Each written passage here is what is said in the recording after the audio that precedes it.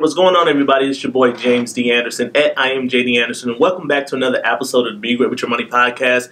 Hey, listen, ladies and gentlemen, this episode is going to be straightforward and just going to be me giving thanks to all of you guys who have supported the podcast thus far. All right, so on this particular episode, guys, let's go ahead and jump into it. You know, usually I come with some stats and I got a guest on, and we're talking great things about money and all the tips, tricks, you know, knowledge, insight that you can possibly get to actually, of course, be great with your money. But this episode is going to be a little bit differently.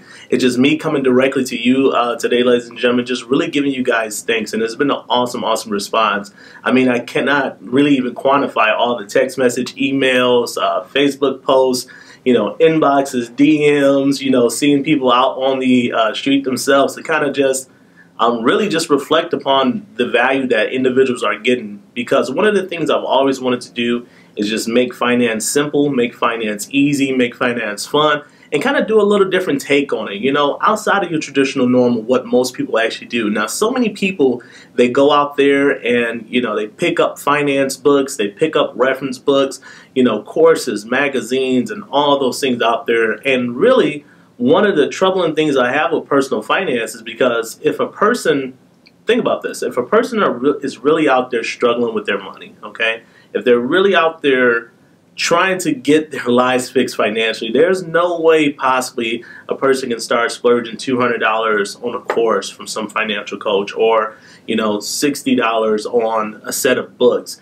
They're already strapped for cash anyway, so I figured, what better way than to give people financial literacy, financial knowledge, and hopefully, you know, as we get ourselves fixed financially, you know, possibly we can do some business on the back end of things. So not up on the front end, you know, and that's why we put so much value, so much time and effort into this podcast, so that way that you can get the references, you know. A lot of things that I teach from, a lot of things that I give individuals with regards to the financial principles are tried and true. A lot of the principles I have here are really things that I've personally done on a day-to-day basis, things that I know work. I'm not the person to give you any type of financial knowledge, and it's something that I've not tried. And that's one thing to be really mindful of when you're out here. And so this episode, I just wanted to kind of kick back, give you some insight on me, give you just the raw, authentic me, James Anderson, and how I came about helping people financially. And it all kind of started, I know it's going to sound like a story here, but it all kind of started back when I was actually coming out of college, okay? So if you guys don't know, I live in the Metro Detroit area, and typically in this area is very, very heavy on the automotive industry. Obviously, we come from Motor City.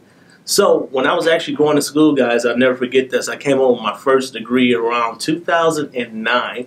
Now, if you guys recall, 2009 was the really, you know, the economy, the auto industry, everything was crashing at that particular moment. And here you go, you have a guy that always worked on cars, loved being around cars, was a took a state certified mechanics test, passed that. Now I had an automotive design degree, and I was supposed to go out and really take over the world at that particular point.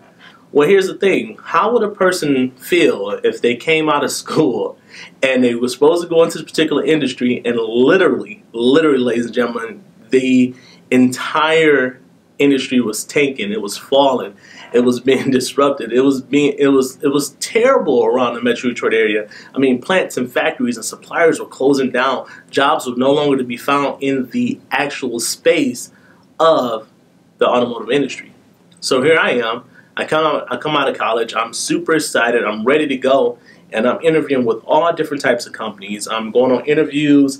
You know, I'm going to I guess you could call them job fairs. I guess they still call them job fairs. You know, I'm going to job fairs, particularly for engineering and people that's in the automotive industry, and I'm sneaking into some job fairs that I wasn't necessarily qualified for. But hey, I was out there competing with individuals that had 20, 30, 15, 10 years experience, and here I am, just fresh out of college, and I'm supposed to go out here and compete in that market. So I say that to say this, is that it became a grind, it became a struggle, because the idea that I was going to come out of school, start making all this money, I lived it, and it was false to me. Now, whether your reservations are there, I'm just telling you from what my perspective is, where we are now in the situation. So started moving forward a little bit, you know, got jobs here and there, did what I had to do, work a couple different jobs at the same time in order to get my money up while I still was actually going to school to pursue my engineering degree. Now here's where things get interesting, because my now current wife, I started dating her, and really what kind of molded everything together is that both of us was in this same situation, but we were fighting together, okay? We were fighting, really, I hate to say it like this, we was fighting to survive, but we had made the decision that we were going to be adults, that we were going to live together, that we were going to do everything, quote unquote, what we wanted to do, and that meant not calling home for help. So it came a point to where we had to make a decision. Well, everything that we do financially cannot be dependent upon our parents. Sure, we can give them a call and say we needed some help, but we wanted to do it on our own. So we started looking in deep on literally shoestring budgets. We started going deep on really our expenses and what we were spending every day, and we started diving deep on what it meant to really, really be great with your money. There were some weeks, ladies and gentlemen, I will never forget this, where we would go through and we would stretch $10 for the entire week. We would stretch that $10 out so far. It's kind of crazy when I think back on that. But that kind of molded me as I started making more income to understand cash flow, income, expenses, how to literally budget yourself for an entire month. Most people don't know how to do that, but how to budget yourself an entire month, how to resist those tendencies to where you want to go out and, you know, people call it impulse shopping, impulse spending, you know, it's just doing those types of things. I knew at that particular point was going to be a detriment to both me and my wife. And even at the time we weren't married here, you know, I'll tell everybody this, in my head we were married, but we weren't technically married. But at that particular point, as you start to grow, as you start to go through those experiences, and as your income starts to grow and you start doing other things to make more money, you start becoming more marketable yourself, you start getting that glorious experience that every job and career wants you to have. You know, somehow you're supposed to have 3 to 5 years of experience, but you're only 25 years old. And then as you kind of grow and you start taking care of other things like medical expenses, insurances, things that you typically do not have to pay for, you get yourself into a position of, hey, it's really time to be an adult and be serious with your money. So I say that to be just transparent. So a lot of the strategies that I have here, that I talk about on the actual show, the people that I bring on to the podcast, the individuals that share their insights, these are things that I agree with, I believe in, and honestly, ladies and gentlemen, there's no theory here. I've done it. So when you hear me say, you know, minimize expenses, I've done it. When you hear me say, get out of the credit card debt, I've done that. You know, I will remember back probably 4 years ago when I said, okay, I'm going to start doing this as a business and really start teaching people the things that I know about money. And I did a crappy Facebook video, right? It was literally on like my iPhone 4S or something like that on a front-facing camera. And I literally had it set up to where I physically showed people how I was able to pay off $1,500 worth of credit card debt in 30 days. And and it was literally my first exposure to doing anything online. I was super thankful for it. I was super happy for it. And it propelled me to want to do what I'm doing more and more and more and more and more. But it's all based upon practical application. See, what we have to understand about personal finance and financial success is that it cannot be mass marketed. That's why it's called personal finance. It's just like everybody's relationship is not the same. Your marriage is not the same as mine. It's not the same as the next household over. Your relationship with your boyfriend, girlfriend, whatever the case might be, is not the same. It's a personal relationship.